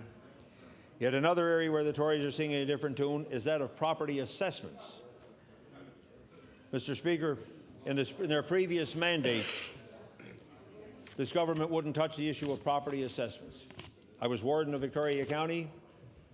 Myself and several members, along with people from Lunenburg and the municipality of Chester, we made 3 individual trips to Halifax, Mr. Speaker, 3 trips to propose a resolution, propose options, try to create a schematic or a blueprint that hopefully would have been put before all the UNSM municipalities and could come before the present fall conference in Yarmouth. But that didn't get there, and we're back to square one, and now because of a minority situation, the government is willing to look at the assessment issue again. Mr. Speaker, it reminds me that somebody is asleep at the switch. Another example of that is if we look at protected wilderness areas. In their last mandate, 0 wilderness areas were protected. Now there's a proposal coming forward that possibly they may look at protecting 2. The same sleep at the switch vein, Mr. Speaker, the government dropped the ball on the election readiness, which resulted in difficulty at the polls for many Nova Scotian voters. In Victoria, the Lakes, there was literally thousands of people left off the voters list, Mr. Speaker. A lot of them seniors, people who had been on the voters list for 20, 30, 40 years. To those people, Mr. Speaker, it wasn't only an upset, it was an embarrassment to be left off the list. And some of them, and probably rightly so, refused to vote because they were so embarrassed at being left off the list.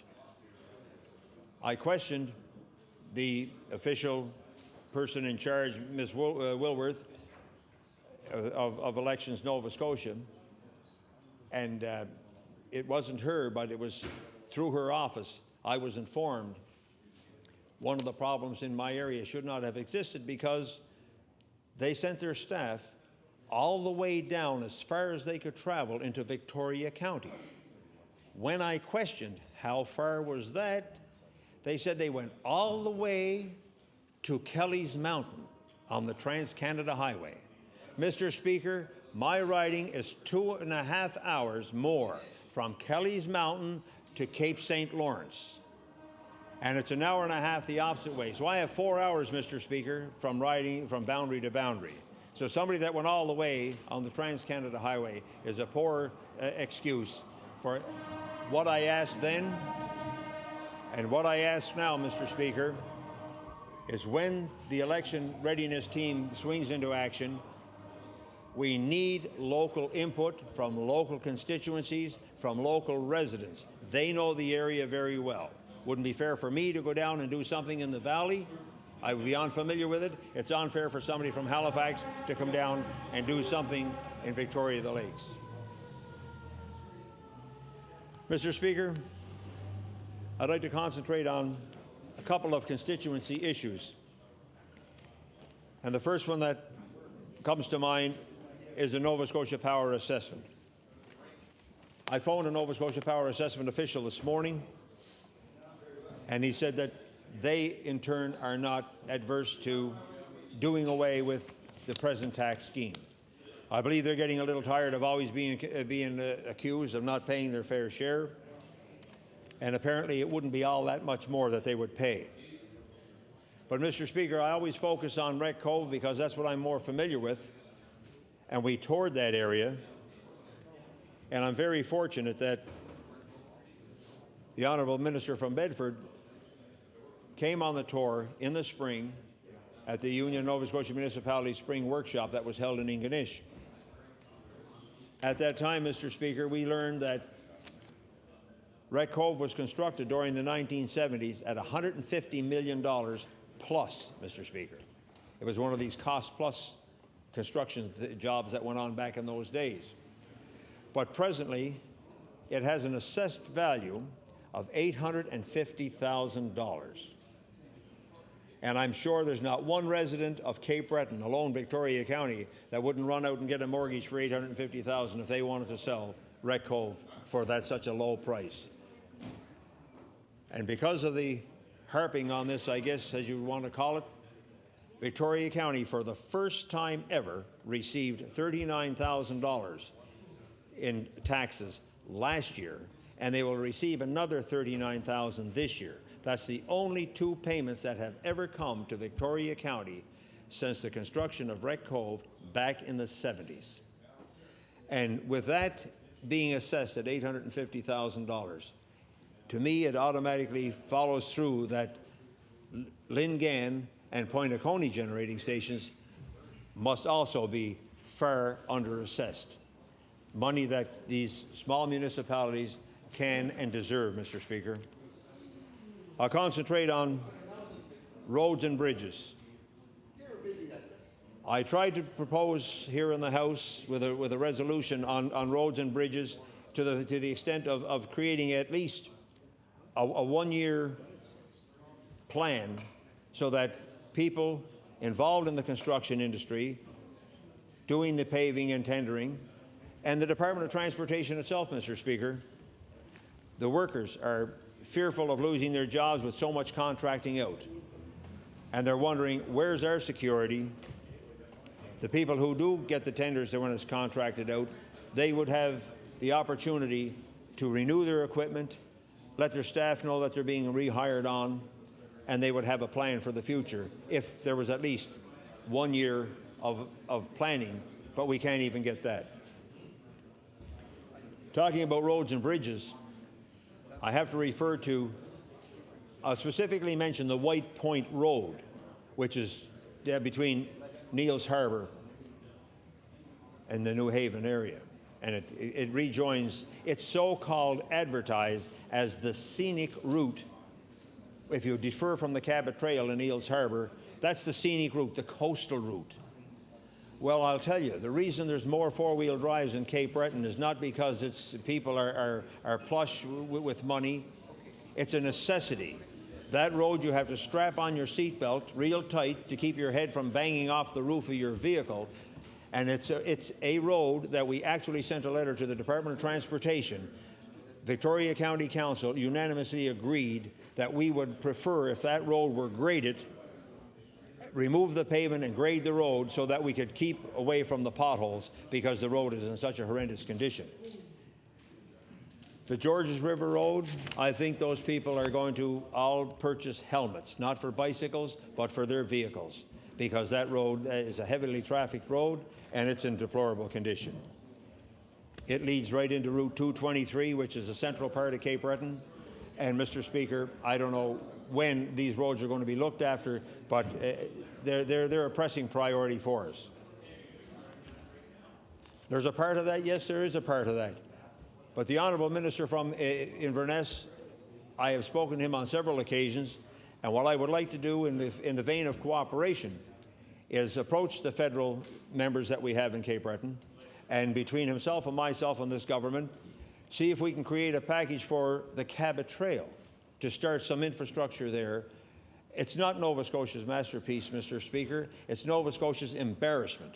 It's an international icon that's been let go for 20 to 30 years, and it really needs massive infusion of money.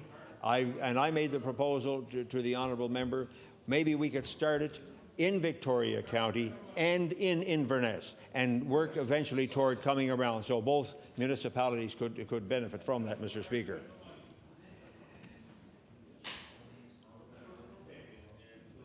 Mr. Speaker, I'm going to mention some people's names in my writing, and I'm going to express regrets to anyone I miss, because there's always people who help you out that are missed. It's always a risk. But I'm going to, first and foremost, I'll begin with the easternmost tip, or the northernmost tip, I should say, Bay St. Lawrence. Robert McClellan and his wife, Teresa. Robert McClellan is the clone or the twin of the honored gentleman here from Digby, Annapolis, that's next to me. He's from the School of Hard Knocks, worked hard all his life, and has the wisdom that this gentleman here that I just referred to has, and a personal friend, a very close friend of mine. So I want to give compliments to Robert and Teresa. And when I say all the Bucks, there's numerous Buchanans in that area down there, and they're all referred to as the Bucks. Paul Bone, Teddy McNeil and his family, Francis McNeil and his family, Robert and David McKinnon in the Bay St. Lawrence area. Mr. Speaker, I move up to Dingwall. Bernie Vasello, Brian and Mary Ann Fitzgerald, Lloyd and Peggy Petrie, Stan McKinnon. People who supported me, work hard, and are pillars of their community. Mr. Speaker, Cape North and Smelt Brook. What a beautiful name, Smelt Brook. Lawrence Walsh, all the McKinnons in that area, Cyril Dunphy. Cyril lives way down the end of that road, and he can tell you how demanding the road is to travel in the summertime, not only in the winter. Neils Harbor and New Haven, Richard Gwynn, Lorraine Budge. There's a lady who has a four-wheel drive, and that's the only way that lady can get through. Move up to Ingonish North, Doris and Mr. Warren. Seniors, elderly people, strong supporters, but we're very, very extremely upset at the fact that in their rural area they did lose their polling station and they had to go and travel some distance in order to vote. Ingonish Beach, Bert Whitty and Sandra, Joe Doucette and Clara, excellent friends of mine and a good help to me. Ingonish Harbor, Josephine Barron. Now imagine a fellow being referred to by the name as Bump. But if I said his name, nobody would know. But it's when you say Bump, everybody in Ingonish knows who you're talking about. Bud Barron, tough old friend of mine, and all the Barons down there, Lawrence the councillor and all his relatives. Yes, and all good Liberals, and I'm proud to say that, Mr. Speaker, proud to say it. And if there's any other members that would like to have their name mentioned that were willing to come on side, we'll mention them too, Mr. Speaker. Tarbert in the North Shore, my campaign manager, a man who's Calvin Hillier and his wife Clara, a man who has severe health problems, yet took on the challenge to be my manager. My wife will tell you that's no easy task, but was successful. At times, Mr. Speaker, I must refer to when as we say, the members in number 2 position refer to us as number 3. I'd like to take this opportunity to let them know that in Victoria the Lakes, Mr. Speaker, when the election was over and the votes were counted, I was number 1. Mr. Speaker, we move up to Tarbert and the North Shore. As I said, Calvin and Clara Hillier, Diane McCachran and Jackie, Christine and Duncan McCachran, Pam and Donnie Morrison. More good Liberals, more good supporters, Mr. Speaker. Englishtown, the gentleman that I had the honour to replace part of the constituency, the Honourable Kenny McCaskill, who was here for years, and his wife Lillian, who came on board and supported me to the nth degree. Donelda and John McCaskill. Young Kirk McCaskill, who took me around in a 4-wheel drive so that I could campaign Englishtown long before the election was ever called. Move into Bedeck. Margaret Gillis and Aubrey Ross. Charlene and Walter Ivany. Charlene just came right on board and managed my office for me. My nominator, Nancy Langley. What more can I say about that? Earl Timmons and Keith of the Red Barn. DJ Rocky McDonald. Gordon and Linda McIver. Linda McIver is my computer whiz and webmaster. Big Harbour. Clyde Breon, Victoria Campbell, Bill McCormick. Middle River. Here's one. Evelyn and Flora Canning. Flora Canning, Mr. Speaker, a lady who had surgery on Wednesday and was very ill on Thursday and came to my nomination and stayed the whole day long to give me her support and finished it off by saying, Gerald, if you need me back on Sunday, I'll be there. That's commitment, and I don't think they make them like that anymore, Mr. Speaker.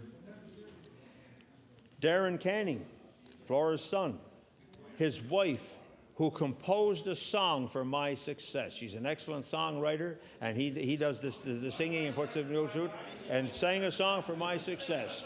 Well, Mr. Speaker, with the permission of the House and the chiding of the Honourable Minister from Cape Breton North, I'll bring in my guitar and I'll sing it for them if they so wish. I'm not adverse to that, Mr. Speaker. Well, I guess we did. I guess we did play at the Burn Camp, and those kids enjoyed it immensely. And I was very proud to be there at that. Yes, I understand. Order, please. Order, please. Would the honourable member for Victoria Lakes like to move adjournment of debate? Yes. Are we over? Would you like to move adjournment of debate? Well, I will. Yes, Mr. Speaker. And do I continue again at another time? Or? Yes, sir. The honourable member for Victoria Lakes moves adjournment debate. That and let the members, they can chide on or off the camera. That's fine. Thank you. Motion to adjourn debate. Is it agreed? All in favor say aye. Countermanded nay. Motion is carried. The Honourable Government House Leader on tomorrow's hours and order of business. Yes, Mr. Speaker, I move the House to now rise to meet again on the morrow at the hour of 9 a.m. and the House will sit until approximately noon, and the order of business will be a continuation of the debate and the speech and reply to the throne speech and any other matters that we happen to come across. And speaking with that, I move we now rise. Motion is the House adjourned to 9 a.m. tomorrow. Is it agreed? All in favor say aye. Countermanded nay. Motion is Motion is carried. The House adjourned till 9 a.m.